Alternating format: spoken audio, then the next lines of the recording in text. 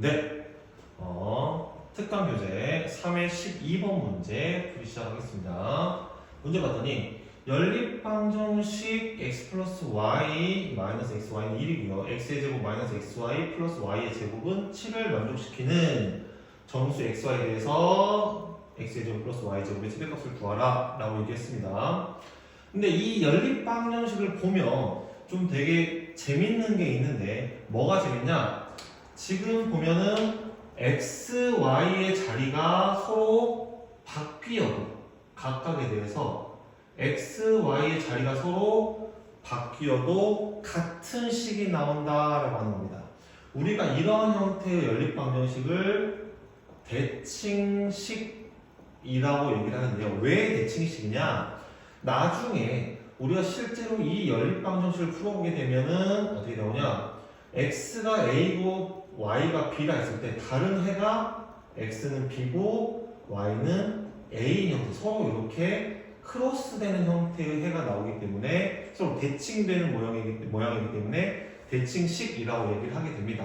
그럼 이런 대칭식은 어떻게 접근을 해야 되느냐? 접근하는 방법이 따로 정해져 있는데 어떻게 하느냐? 반드시 치환을 이용하게 되는데 x 플러스 y를 p, 그다음에 x, y를 q로 치환을 해서 접근을 하게 됩니다. 물론 p, q 말고 다른 거 원하는 거 아무거나 써도 상관은 없습니다만 이런 문제는 치환을 해서 접근을 한다라고 하는 겁니다. 그럼 우리가 x 플러스 y를 p로 놓고 그다음에 x, y를 q로 놓는다 했을 때 첫 번째 식은 어떻게 치환이 되겠어요? x 플러스 y가 여기가 현재 p고 얘가 q니까 p 마이너스 q는 1이다 라는 식이 나오게 되고, 두 번째 선생님 왜 봤는데 선생님 여기는 x 플러스 y가 없는걸요? 그럼 우리가 저 x의 제곱 플러스 y의 제곱을 곱셈 공식의 변형을 이용해서 바꿔줘야 됩니다. 여기는 어떻게 돼요? x 플러스 y의 제곱 마이너스 2xy가 되기 때문에, 그렇다면 x의 제곱 플러스 y의 제곱 마이너스 xy는 어떻게 될까요? x 플러스 y의 제곱 마이너스 3xy가 되더라. 그러면 이 자리가 p고 이 자리가 q이기 때문에 p의 제곱 마이너스 3q는 7이라고 하는 새로운 연립방정식이 등장을 했습니다. 그렇다면 여기에서 1차와 2차가 결합된 연립방정식 어떻게 푼다? 이 1차식을 정리를 해주겠죠.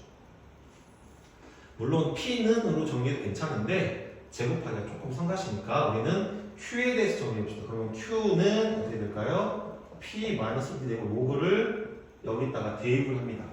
대입하게 되면 식이 어떻게 나와요? p의 제곱 마이너스 3, p-1은 7이다. p의 제곱 마이너스 3p 얼마가 됩니까? 플러스면 되고 넘어오니까 마이너스 4는 0이 되더라 라고 합니다. 그럼 여기서 인수분해하면 p-4와 p 플러스 1은 0이니까 p가 얼마? 4 또는 5억 p가 마이너스 1이다 라고 하는 거죠. 그렇다면 여기에서 p가 4일 때는 p가 4니까 q의 값이 얼마가 됩니까? q의 값이 3이 되겠고요. p가 마이너스 2라면은 q의 값은 얼마가 된다? 마이너스 2가 되더라 라고 하는 겁니다. 근데 여기서 우리가 물어본 문제는 뭐냐면, 물어본 값은 x의 제곱 플러스 y의 제곱의 최대값을 구하면 이라고 했는데, 아까 얘기한 것처럼 x의 제곱 플러스 y 여기 있네요. 여기는 어떻게 됩니까? 즉 p의 제곱 마이너스 2 q의 값의 최대값을 구하기 때문에 이 값들을 각각 대입하면 된다라고 하는 겁니다. 그럼 어떻게 됩니까? p의 제곱은 4, 첫 번째는 이 경우에는 어떻게 돼요? 16 마이너스 6, 즉 10이 되겠고, 두 번째 경우에 마이너스 1과 마이너스 2를 대입하면 1 플러스 4니까 5가 됩니다. 그럼 당연히 최대값은 얼마가 되겠어요? 둘 중에 큰 거니까 10이 최대값이 되더라 라고 하는 겁니다. 그래서 답은 여기서 어쨌든 3번 10인데, 근데 뭔가 조금 아쉽죠? 뭐가 아쉽냐면, 우리가 보통 연립방정식은 x, y 값이 각각 얼마나를 구하는 거예요. 근데 여기서는 x, y를 구하지 않고 끝나버렸어요. 그럼 우리가 만약에 x의 제곱 플러스 y 제곱을 물어봤기 때문에 굳이 xy 값을 구하지 않고 풀어버렸지만 그 외에 곱셈 공식의 변형을 이용할 수 없는 경우에는 어떻게 해야 되는지 끝까지 우리 xy 값을 각각 구해봅시다. 이게 중요한 포인트거든요. 그러면은 우리가 여기서 이거는 일단 지우고 가보도록 할게요. 그러면은 첫 번째 경우를 보게 되면은 첫 번째 경우는 P가 4고 Q가 3인 경우인데 이 얘기는 뭐냐? 아까 P가 뭐였어요? X 플러스 Y를 P로 넣기 때문에 X 플러스 Y가 4고 XY, Q는 XY이기 때문에 3이다 라고 했습니다. 그럼 여기에서 우리가 뭘 생각할 거냐? 예를 들어 어떤 2차 방정식이 하나 있어요. 근데 그 2차 방정식에 두 분이 XY라고 우리가 한번 가정을 해봅시다. 그렇다면 요 4라고 하는 건 두 분의 합이 될 것이고 3이라고 하는 건 두 분의 곱이 되겠죠. 그래서 우리가 최고차항 계수가 1인 2차 방정식을 쓰게 된다면 t의 제곱 두 분의 합이 4조 근과 계수형대에서 마이너스 4t 플러스 3은 0. 얘의 두 근이 뭐가 되더라? x랑 y가 되더라 라고 하는 얘기입니다.